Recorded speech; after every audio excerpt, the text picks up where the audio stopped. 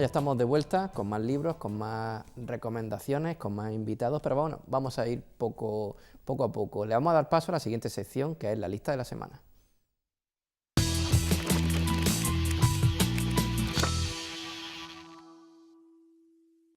Ya saben ustedes que la lista de la semana, esta sección, la hemos cambiado un poco. Bueno, como aquí mandamos nosotros, hoy que no me escucha Raquel, que no está aquí, mando yo un poquito más, no siempre, pero hoy me tengo que aprovechar. Así que hacemos un poco lo que nos da la gana, que no es otra cosa que recomendarles libros. Nuestra lista de la semana, en nuestra lista de la semana podríamos hablarles de todas las novedades que están saliendo, pero ustedes que son asiduos a las librerías de Almería, conocen pues cómo está el mercado, cuál es el último libro que ha salido, ahora que se acerca la Navidad, Sus Majestades los Reyes Magos, Papá Noel, seguro que tienen un abanico de libros para regalar. Yo les recomiendo a ellos, si nos están escuchando, que son el mejor regalo que se puede hacer. Y por todo ello, pues yo me atrevo a recomendar algunos ejemplares. Por ejemplo, la semana pasada nos decía un oyente que teníamos en nuestra mesa un libro muy gordo y no hablé de él, y es cierto, era este libro, el Gargolarium, publicado por Editorial Círculo Rojo, y me gustaría recomendarlo porque es un libro raro, de esos libros raros que merecen la pena que formen parte de cualquier biblioteca.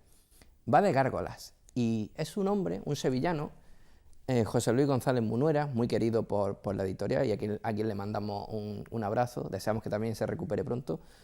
Y en este libro, José Luis se ha dedicado a dibujar, sí, como oyen, dibujar a mano gárgolas. Él es un experto en gárgolas y este libro incluye 276 gárgolas hechas a carboncillo por el propio autor. Además, la edición está muy cuidada, lleva un papel especial, un papel berjurado, para que se puedan ver todas esas. Voy a intentar mostrar alguna a cámara, porque tiene un trabajo magnífico.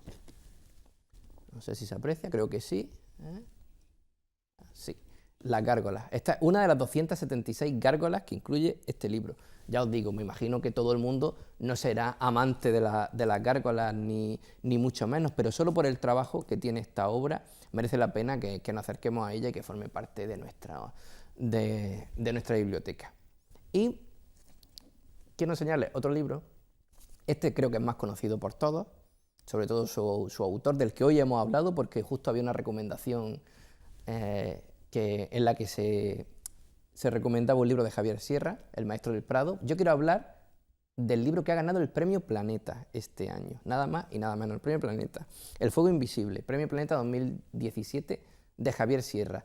Yo creo que ya no solo por el libro, que es fantástico, sino por su trayectoria, merecía ya Javier llevarse este prestigioso premio. Javier, además, yo tengo la suerte de conocerlo, es una persona estupenda, cercana, colaboradora. Cualquier cosa que le hemos pedido, que le he pedido personalmente, siempre lo ha hecho. Y además voy a darles una primicia, y es que Javier Sierra, si ustedes se meten en la página web de Javier Sierra, verán una gira, una especie de tour de presentaciones que va a hacer durante los próximos meses, y no aparece Almería, pero yo les puedo adelantar que estará con nosotros, estará en Almería, además en un evento relacionado con el misterio, y hasta ahí puedo leer, y estará con nosotros a principios de marzo. Apúntenselo, a principios de marzo Javier Sierra visitará Almería, y yo espero que sea donde sea ese evento, esté lleno a rebosar, porque es un lujo tener a Javier Sierra en nuestra ciudad. Además va a hacer un poco de turismo y seguramente descubrirá la belleza que tiene nuestra capital y nuestra provincia, y seguro que será beneficioso para todos. Javier, un fuerte abrazo y gracias por todo. Bueno, les decía antes que tocaba también hablar con un nuevo invitado. En este caso es el protagonista de la siguiente sección, Almería en los libros.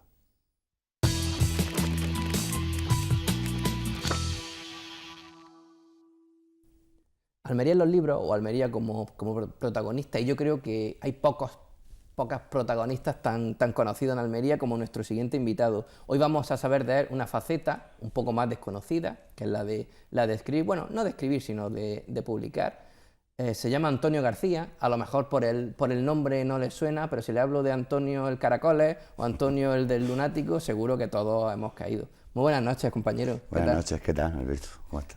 Yo encantado de que estés aquí, sabes que esta es tu casa, sé que has pasado por aquí en otras facetas y hoy te toca hablarnos de tu libro, como decía antes. Yo he venido aquí a hablar de mi libro, El faro del desierto. ¿Cómo te da por ahí, Antonio? ¿Cómo me dio por escribir? Pues no lo sé, la verdad es que he pensado varias veces sobre ese asunto porque es importante, porque uno llega a sentarse y a dedicar parte de su tiempo a estar entre folios e intentar contar una historia. Yo creo que todos, desde que nacemos, vamos escribiendo nuestro primer libro y hay gente que se atreve a hacerlo y hay gente pues, que no lo escribe pero que lo va viviendo, lo va haciendo, creando su propia historia. Yo creo que nuestro primer libro, desde que nacemos, lo vamos escribiendo. Lo que pasa es que algunos nos atrevemos o tenemos la osadía y la desvergüenza de escribirlo y otra gente no. Bueno, tú ya tenías experiencia a la hora de escribir, de componer letras de canciones, ¿no? Claro, jamás pensé yo que iba a pasar de media cuartilla o un poco más que puede ocupar el espacio de una canción. De hecho, para mí, la gente que era capaz de escribir una novela, estoy viendo los tochos que tenés aquí, digo, joder, madre mía, era admirable. O sea, un tío que... Y yo, que tengo pues muy poca vergüenza, me puse poquito a poco y en 3 años más o menos, o sea, realmente en un año de escribir, pero en 3 años que estuve pues haciendo los bocetos, la historia y tal, y al final pues mira, me atreví a publicarlo, lo mandé a vosotros, que sois una gente muy apañada, que entendéis mucho de esto, no como yo, y bueno, ahí está el libro, de que por cierto que entre la gente que lo ha leído creo que tiene muy buenas críticas. Sí, sí. ¿Qué te cuenta? ¿Qué te dice la gente? Pues la verdad es que comparado con la música, la inmediatez con el público claro, es más directa. Más directa y claro. La gente en un concierto cuando termina te expresa, me ha encantado, o oye, no me ha gustado, o lo que... Y la gente que lee los libros se acerca a ti como más timidez y bueno, no capto tanto el mensaje o no es tan patente para mí el mensaje que recibía en la música, es un mensaje... Las letras son cosas más tranquilas, Sí. pero sí que me llegan... Bueno, una bloguera bastante importante, bastante conocida en el mundo literario, como es Manuela Marín, sí. que me ha hecho una crítica que yo estaba bastante acojonado porque tardó la mujer en... no tardó en leer ese libro, el libro se leyó en muy poco porque me dijo ella que un librito... Tardó en escribirla y tú ya estabas mosqueado. Y yo ya estaba, digo, a lo mejor es que no le ha gustado y no lo quiere publicar y tal, y al final hice una reseña que a mí me ha encantado, estoy de acuerdo con las 3 o 4 críticas que me hacen, me sirven, las tomo como... Constructivas totalmente. Tomo nota y aprendo, y bueno, intentaré que la próxima reseña, por lo menos estas críticas que me ha hecho, no me las haga, y la verdad es que me ha gustado, para esta chica... que hemos dicho, tiene mucha relevancia en el mundo literario, sí, porque tiene muy seguida y tiene mucha repercusión su opinión. No es su literatura, no le gusta la literatura fantástica, no le gusta, y sin embargo, pues el libro parece que le ha gustado, de lo cual yo me alegro mucho, me siento muy orgulloso y me anima a seguir trabajando en otros proyectos. Bueno, cuéntanos, ¿qué es El faro del desierto? ¿Qué esconde este libro? El faro del desierto siempre digo que es el libro que a mí me hubiera gustado leer, o la aventura que a mí me hubiera gustado vivir. Es una novela de aventura, donde una trama muy sencilla, un hombre conoce a una mujer y a partir de ahí empiezan a pasarle cosas. Empiezan a pasarle cosas y hay un elemento muy importante, porque también toca un poco lo sobrenatural, como es un medallón, ¿verdad? Sí, bueno, hay un medallón labrado por ahí. Esas cosas me gustan, sí, esas cosas me gustan. ¿Y el faro dónde está? El faro está en ¿O es una metáfora? Es una metáfora, es un lugar imaginario que no existe o que sí existe. Porque hay mucha gente que se tiene que ocultar todavía en estos días, exacto, gente que lo pasa mal, en fin. El faro está en cualquier sitio donde haya gente que tenga pues, que ocultarse por sus ideas, por su forma de vivir, de entender la vida o de afrontarla. Una novela corta, una lectura ágil, y me contaba antes que está a punto de agotarse ya esta primera edición. Me imagino la verdad es que sí, que me queda muy poco libro en casa. Sí, no esperaba que tuviera esta acogida. Bueno, yo aquí en este mundo, si era algo popular en el mundo de la música, aquí soy bastante desconocido, no se me conoce por mi nombre. No he querido usar el nombre de la música para el libro, no me parecía. Pero bueno, yo estoy contento con el libro y estoy escribiendo una segunda parte, estoy animado. O sea, si quizás si no hubiera funcionado me hubiera desanimado y lo hubiera dejado un poco aparte, pero no. Y después las críticas que me llegan de la gente, de amigos que lo han leído, bueno, una crítica que me llega mucho es, dice, hasta que me olvidé de que eras tú, de que la has escrito tú, no empecé a disfrutar con el libro. Digo, pues espero que te pasara pronto, porque... Oye, tú que has vivido, que eres de los pocos que puede hablar desde los dos puntos de vista, has vivido el mundo de la música y el mundo de la literatura. ¿Qué diferencias encuentras? Porque a fin de cuentas es crear un producto de ocio y que le guste a la gente. Bueno, esa es una de las coincidencias. La música, bueno, yo soy un hombre de la música, soy un hombre de grupo. Me encanta formar grupos, me encanta estar en grupos.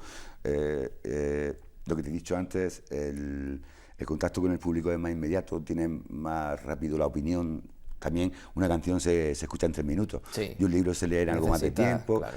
Es diferente, la literatura es algo más solitario, tienes menos contacto con el público y con otra gente. O sea, yo no hago un grupo literario para escribir un libro, yo lo hago yo solo.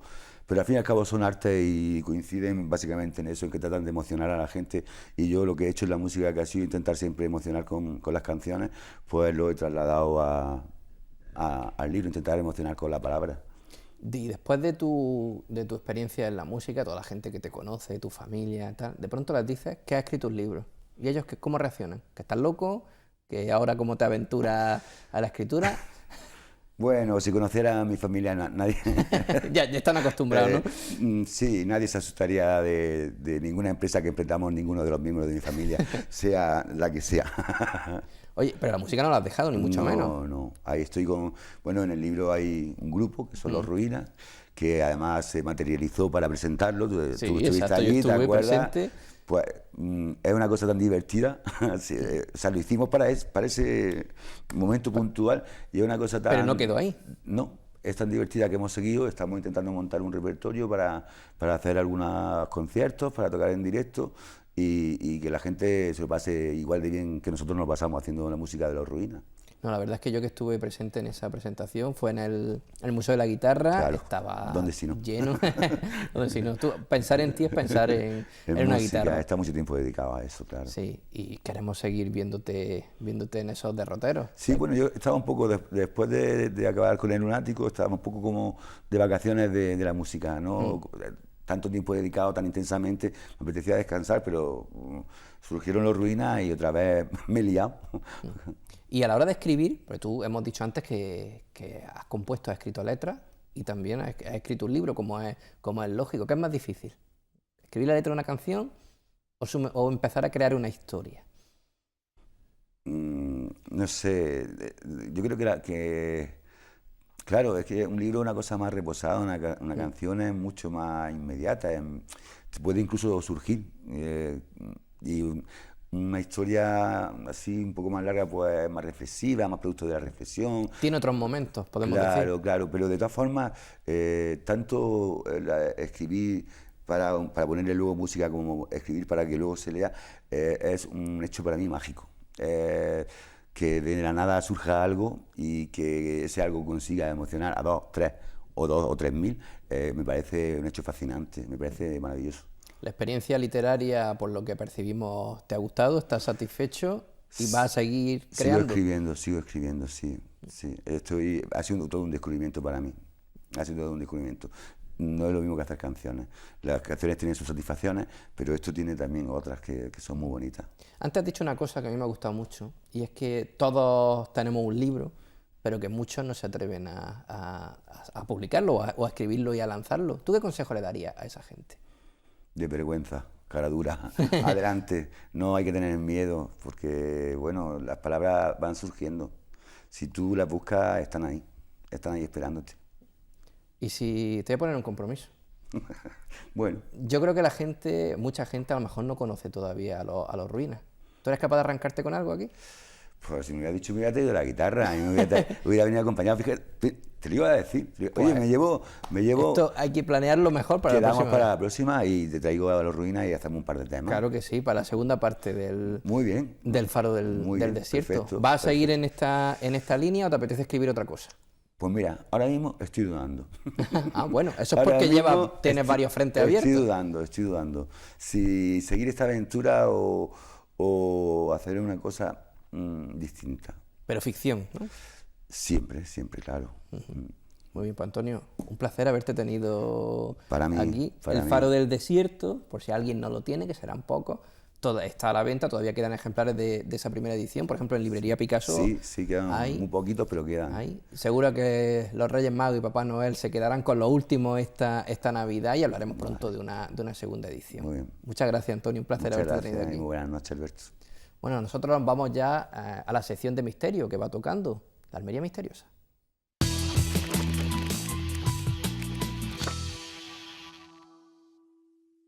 Me van a permitir ustedes que les lea unas frases que vienen en el libro de Javier Sierra, en una de las solapas.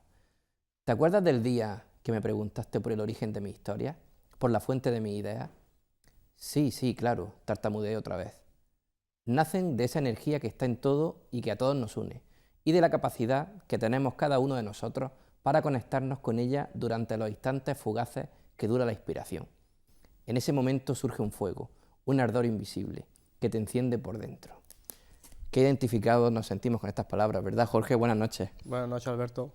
Te estás leyendo el libro de Javier Sierra, ¿verdad? ¿Seguro? Sí, además es una maravilla, ¿eh? Lo recomiendo porque es genial el libro. Bueno, pues Jorge Barroso, que estuvo con nosotros la semana pasada, además hemos recibido unos comentarios muy interesantes. Gustó mucho la historia de Arthur Conan Doyle y esa hada. De hecho, la hemos visto publicada en más de un blog. Sí, en blog sobre Sherlock Holmes. Exacto. Sí. Y pues te hemos invitado otra vez porque le recuerdo a nuestra audiencia que Jorge Barroso, nuestro último invitado, es colaborador, él es historiador y colabora con Babel Historia, una página web donde escriben, plumas muy importantes y gente muy influyente en el mundo del misterio y de la historia, sobre todo de la historia oculta. Tú eres uno de los colaboradores y buceando un poco entre esas historias que nos has lanzado y que has publicado, hay una que a mí me llamó poderosamente la atención, y como gustó tanto tu intervención la semana pasada, digo, bueno, pues te vamos a invitar otra vez, Jorge, para que nos hables, en este caso, de una especie de ejército fantasma. Sí, además, como la semana pasada hablé de lo de las hadas que ocurrió en la Primera Guerra Mundial, el contexto de esta ocurre también en la Primera Guerra Mundial, porque... Es curioso cómo determinados conflictos bélicos dan pie a muchas historias de este tipo. Bueno, principalmente porque ante un suceso tan traumático, la gente es como que necesita, y por eso surgen tantas historias fantásticas, porque necesita recrearse o olvidar ciertos traumas y recrearse en esas historias, que son maravillosas. Y un ejército fantasma en la Primera Guerra Mundial. ¿Cómo se explica eso? Eso, a grandes rasgos, fue en la primera intervención del Reino Unido, Inglaterra, contra el ejército alemán, que fue el 23 de agosto de 1914. Bueno, la historia está en que en ese enfrentamiento, donde los alemanes son un mucho mayor número eran superiores numéricamente al ejército inglés, pero milagrosamente se dice que huyendo los ingleses, porque eran menos, aparecieron una especie de fantasmas o ángeles y con unas alas enormes y unos arcos, y empezaron a derribar ahí, a matar al ejército alemán. Vamos a empezar a ver algunas fotos que tenemos bueno, que pueden ilustrar un poco esta historia. Ahí vemos alguna, ¿no? Sí, y bueno, básicamente era eso, que empezaron a matar al ejército alemán. Y eso fue, pues, creyó una especie de un colectivo, una histeria colectiva sobre esta historia. Pero bueno... Pero primero vamos a empezar pues me gustaría primero hablar un poco sobre el contexto histórico. Claro, eso es lo que te iba a preguntar. Claro. Vamos a situarnos y para intentar entender dentro de lo que se pueda entender lo que allí ocurrió. Es importante un dato que daremos ahora. A ver, la Primera Guerra Mundial, como mucha gente sabrá, se origina el 28 de junio de 1914, aunque realmente esto se pone así, esto fue como la gota que derramó el vaso, pero el detonante. Exactamente, el detonante, pero esto no es así, fue porque mataron al archiduque austriaco Francisco Fernando, pero esto venía de atrás, y más, se sabe porque en Europa se habían formado como dos grupos, dos grandes grupos de países o imperios. Sí, bien diferenciados. Claro, que era, digamos, la entente, la triple entente, que era Rusia, Francia e Inglaterra, y después estaba la triple alianza, que era Alemania, el Imperio Austrohúngaro e Italia. Pero Italia, cuando se la vio venir, se echó atrás. Exacto. Y bueno, claro, se origina la Primera Guerra Mundial. Alemania le declara la guerra a Francia, y eso fue el día 3 de agosto de 1914. A todo esto hay que decir también que Alemania se preveía Claro. todo, se preveía la guerra, porque tenía puesto un plan que se creó en 1892, se llamaba Plan Schlieffen. Estaban preparados. Estaban preparados, ¿por qué? Porque Alemania se encontraba justo entre dos grandes potencias, que era Francia y Rusia. Y el plan que fue, como digo, fue creado en 1892 por el alto mando general del ejército alemán, Schlieffen se llamaba, que sabiendo que el ejército ruso iba a tardar muchísimo en prepararse y llegar a Alemania, era fundamental atacar a Francia cuanto antes, y para eso tenía que pasar por Bélgica, por Luxemburgo, para llegar al centro neurálgico de Francia, que es París. Pues eso es lo que hicieron. El día 3 le declara la guerra a Francia, y el día 4 entra en Bélgica. Pero esto fue un hecho importantísimo porque introdujo al Reino Unido en la guerra. Exacto. Porque aparte de que tenía firmado unos tratados tanto con Francia como con Rusia, es que en el año 1839 tenía firmado una especie de pacto de salvaguardar la integridad de Bélgica, por lo cual el Reino Unido le declara la guerra también a Alemania. Ya tenemos a los participantes. Claro, ya lo tenemos ahí. Hemos dicho que el día 4 de agosto le declara la guerra a Alemania. Tardan un poquito, 19 días así, y el día 23 empieza la primera batalla contra el ejército alemán. De hecho, en un sitio que se llama Mons, en Bélgica, al oeste de Bélgica. Tiene lugar esa batalla. Lo que pasa es que, como cuenta un poco la leyenda, el ejército inglés era muy poco de número comparado con los alemanes. Los alemanes habían desplazado allí miles y miles de tropas. Pero sí tenía una cosa muy importante, que eran unos excelentes fusileros. Ellos tenían un entrenamiento bárbaro de tiro, eran soldados muy curtidos en las guerras coloniales anteriores, por lo cual muy pocos fusileros de esos consiguieron derribar a miles de soldados alemanes, pero al día siguiente tuvieron que huir, porque Alemania empezó a mandar más ejércitos. Claro. También esto tuvo unas consecuencias brutales, porque en Inglaterra se dieron cuenta de que Alemania estaba enviando cada vez más. Y el Reino Unido necesitó llamar a gente a filas a que se alistaran. Y aquí surge había que conseguir que la gente se alistara, y para eso había que construir algo que les motivara ese sentimiento nacionalista. La gente, y lo estamos viendo, digamos, un poco a los tiempos actuales, es que para motivar a la gente para que vaya a la guerra no hay nada mejor que despertar el sentimiento nacionalista. Sí. Y bueno, y esto... Me he quedado. ¿Dónde entran los fantasmas? Yo estoy Vale, deseoso de claro, saber dónde entra.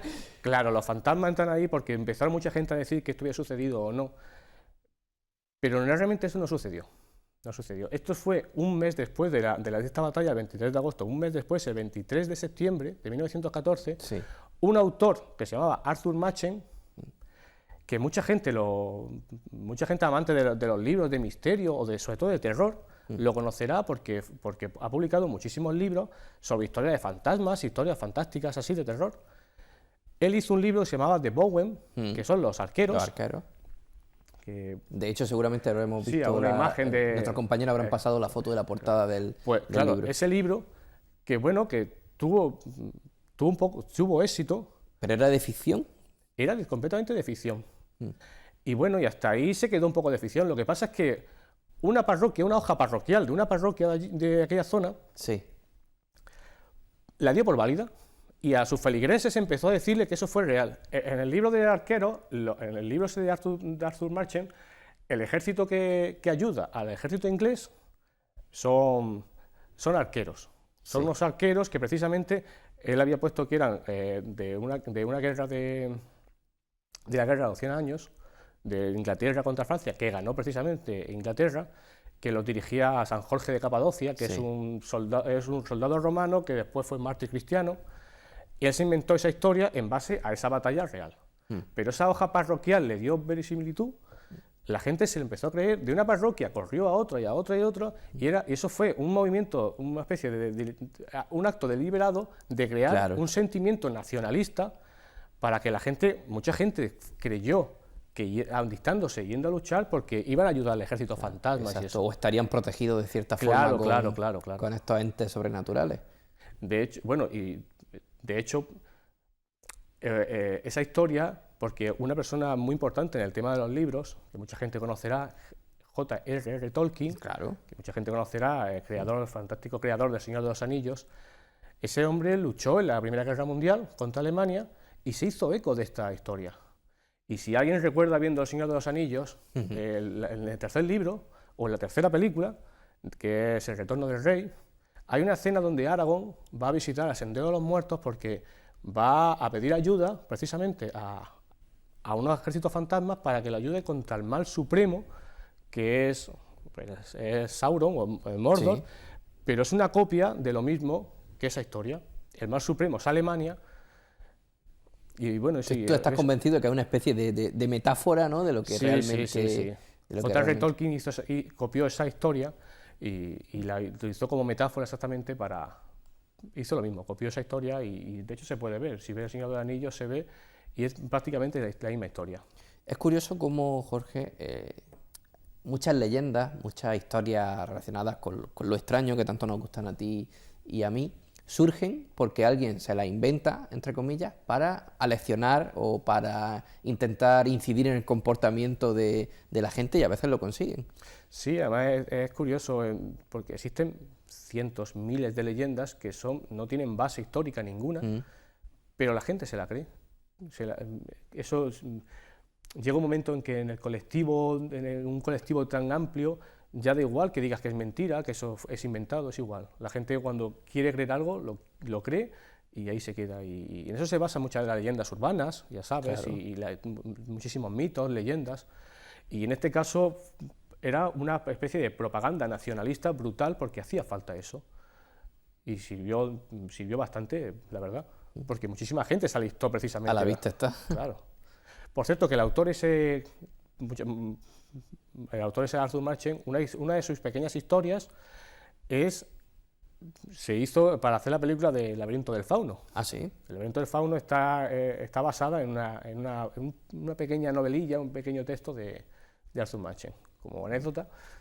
Es interesante. A mí, yo quiero incidir en el tema de las leyendas, porque esta es la sección de Almería Misteriosa, y tú eres de Almería, con lo cual ya estamos salvados con tu presencia aquí para corroborar un poco esta sección, pero es muy interesante lo que dices, porque en Almería hay determinadas historias que han surgido, que se han propagado, que son leyendas, que son mentiras, pero la gente la ha tomado como verdad. Yo voy a aprovechar para contar una que tiene que ver con una banda, a algunos les sonará, la banda Sangre, o la pandilla Sangre. Claro, claro. Tú también lo recuerdas. Era una historia que no sé si fue en el año 2000, 2001, 2002, salió a la luz y según esta historia había un coche circulando por Almería, un coche negro, un coche con los cristales tintados, y al parecer iba pilotado, o sus tripulantes eran una terrible banda venida de no sé dónde, y si alguien se los cruzaba por la noche porque circulaban sin luces, pues tú vas con tu coche, te los encuentras y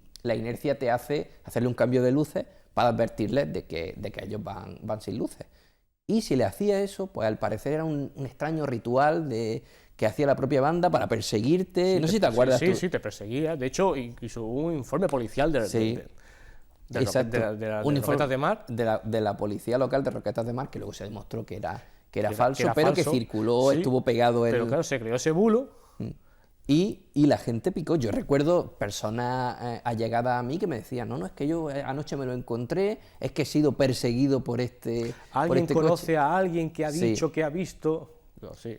Y esto que parece una curiosidad o una tontería, pues bueno, lógicamente mucha gente no se lo creyó, pero sí que hizo que cundiera un poco el pánico, que a la gente le diera reparo salir de noche, que la gente le diera, se contuviera a la hora de estar a cierta hora en la calle o de conducir pasadas las 12 de la noche, por ejemplo. Hubo pánico a veces y es curioso porque todo absolutamente fue mentira. Y si te pones a investigar, nuestros telespectadores son muy curiosos y seguro que más de uno después de esta historia, después de escucharnos, lo va a buscar. Esta leyenda urbana, porque no deja de ser una leyenda urbana en la que se han hecho películas incluso, tiene que ver con algo muy real y muy terrible, como es el narcotráfico. Y es que esto viene de los años 50, de México.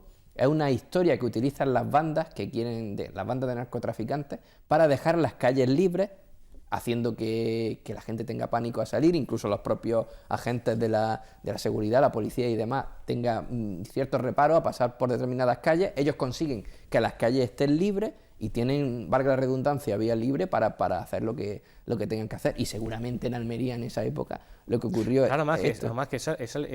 esa leyenda urbana también existe en muchos sitios, precisamente en costa, por el costo. Es como un juego de palabras. Sí, en sitios donde hay costa, donde hay costo a su vez, se origina un poco la leyenda esta. Sí. Pues no deja de ser curioso. Jorge, ha sido un placer tenerte aquí ilustrándonos con estos arqueros fantasmales. Igualmente. Y espero invitarte de vez en cuando para que nos sigas contando este tipo de historias que son muy interesantes. Ya sabes tú que a mí un programa donde se habla de libros, de historia y misterio, pues, Es lo tuyo, está en tu mío. salsa. Estilo. Muchas gracias, compañero. A ti. Y a ustedes, pues que nos vemos la semana que viene. Espero que Raquel, que sé que nos está viendo y escuchando, esté aquí conmigo, ¿vale? Hasta la próxima semana. Un abrazo.